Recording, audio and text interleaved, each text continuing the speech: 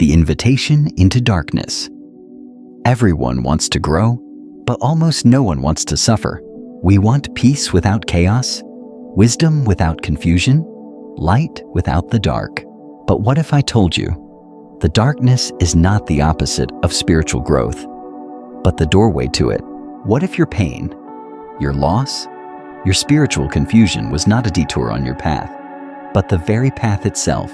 In modern spirituality, we often talk about awakening like it's a blissful high, 5D consciousness, alignment, manifestation. But here's what they don't always tell you. Before the light floods in, the old structures have to collapse. Before you remember who you truly are, you must forget who you were taught to be. And that process, it doesn't feel like magic. It feels like dying. The dark night begins subtly, not with thunder or lightning, but with an ache, a numbness, a slow unraveling of meaning. You start to feel disconnected from your work, your passions, even your prayers. The things that once gave you comfort suddenly feel hollow. You may ask, am I depressed? Have I done something wrong? Why does nothing feel real anymore? But this isn't punishment. This is the soul saying, what once sustained you can no longer carry you forward. The dark night is not about destroying you. It's about refining you. It burns away illusion, false identity, spiritual ego, attachments you didn't even know you had. It burns through the ideas of who you should be so you can remember who you've always been beneath it all. But here's the thing about fire. It doesn't ask for permission. It doesn't whisper. It consumes. And when your old self catches flame, you're left wondering, what if anything will survive the burn? In the dark night, you don't just lose your beliefs, you lose your compass. The books don't speak to you like they used to. The teachers sound distant. Your meditations feel like silence and void. Even God, if you believe in one, feels absent. And in that space, the deepest questions arise. Who am I now that I'm not this identity? What if everything I believed was never true? Is there even a path forward? These aren't intellectual questions. They're existential. They shake you from the inside out. If the spiritual path were a straight road, this would be the space between. You're no longer who you were, but not yet who you are becoming. You don't know what's next. And that unknowing feels like falling. No control, no grip, no ground beneath your feet. This is the hardest part because the ego will scream to return to the known. But the soul is silent, patient, unmoved. It waits not for you to figure it out, but for you to surrender. So, why go through this? Why would a loving universe, a compassionate God, or your own soul bring you into such suffering? Because truth requires emptiness. Because you can't awaken while still clinging to what is false. Because the depth you are asking for cannot be built on shallow ground. And so the dark night becomes an act of grace, not a punishment, but a sacred disillusionment, one that strips you, breaks you, and finally opens you. In the next part of this journey, we'll explore what happens when the ego begins to die. The moment when you realize you're not just losing things, you're losing yourself. And why that ego death, as terrifying as it is the key to everything you've ever longed for. The ego must die so the soul can speak. The ego doesn't die easily. It's designed to survive, to protect, to maintain control. So when the dark night begins to dissolve it, it resists. Hard. You may feel panic. You may feel like you're going insane, like your sense of I is slipping through your fingers and there's nothing left to hold. It's terrifying because we mistake ego for identity. But here's the truth. The ego is not who you are. It's who you thought you needed to be. And when it begins to fall apart, you don't lose your true self. You begin to find it. In the dark night, you begin to realize just how much of your life was built around control. Controlling how others see you, controlling your spiritual image, controlling your future, your emotions, even your healing. But in this season, nothing works. Your tools break, Your rituals feel empty. Your affirmations fall flat, and something inside you whispers, "Let go." But letting go feels like dying, because it is at least for the part of you that believed it could manage life into safety. This is where you learn that control was never peace. It was just a coping mechanism. True peace is what remains when there's nothing left to manage. Eventually, the breakdown leads to stillness, not because you've mastered something, but because you're too exhausted to fight. And in that silence, you meet the void. It's not empty like people think. It's not cold or cruel. It's vast, quiet, undemanding. You sit in it days, weeks, sometimes months with no answers, no direction, no validation, and something strange happens. You stop needing them. You stop trying to escape and begin to rest, not in knowledge, not in certainty, but in being. In this space, the soul begins to speak, not loudly, but clearly. This is who you are when nothing else defines you. This is one of the most humbling moments, when you realize you're not your name, you're not your job, you're not your trauma, you're not even your beliefs. You're not the spiritual one, or the good person, or the one who has it all together. Those are roles, and roles belong to the ego.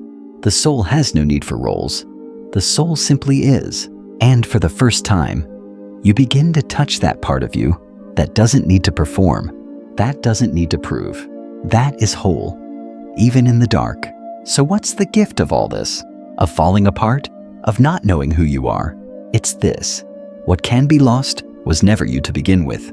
And what remains, what cannot be touched by fear, shame, or confusion that is your essence. You lose the mask, but you find the face beneath it. You lose the performance, but you find presence. You lose your story, but you find your soul. And in that discovery, you realize something sacred. The dark night didn't destroy you. It destroyed what was never real. In the next chapter of this journey, we'll explore what rises after the void, the moments of unexpected clarity, the return of joy not as a goal, but as a side effect of truth, and how the soul begins to live through you, not around your pain, but through it. When the light begins to return. No trumpets, no fireworks, no grand epiphany, just one morning. You wake up and notice that the silence inside you feels a little softer. You take a deep breath, and for the first time in a long time, it doesn't hurt. This is how light returns after the dark night. Not with force, but with stillness. Like a sunrise you didn't see coming. Like the moment you realize you're no longer surviving. You're simply here. You start to feel flashes of something you haven't felt in a while. Joy, not the joy of achievement, not the joy of finally getting it right, but the joy of being. A cup of tea feels sacred. A breeze through the window feels like a blessing. You laugh not because something is funny, but because life moves through you again. It's not constant, but it's enough.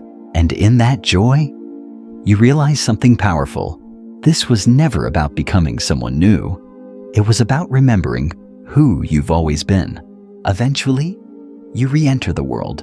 The same job, the same relationships, the same responsibilities, but you're not the same. You listen more. You rush less. You don't need to prove anything. You say, "I don't know," with peace. You let silence breathe. You find beauty in the ordinary. You're no longer driven by fear or the need to ascend or fix yourself. You simply live, anchored, honest, awake, not perfect, but present. Here's the real shift. Before the dark night, you were trying to be spiritual. Now, you simply are. You don't need the labels. You don't need to perform your healing. You don't need constant signs or to be high vibe all the time. Your spirituality is no longer what you do. It's what you are. Every breath is a prayer. Every step is devotion. Every ordinary moment is an invitation to be fully here. Spiritual growth doesn't end with awakening. It continues in the integration. Can you be grounded and soft at the same time? Can you speak truth with love? Can you hold paradox without choosing sides?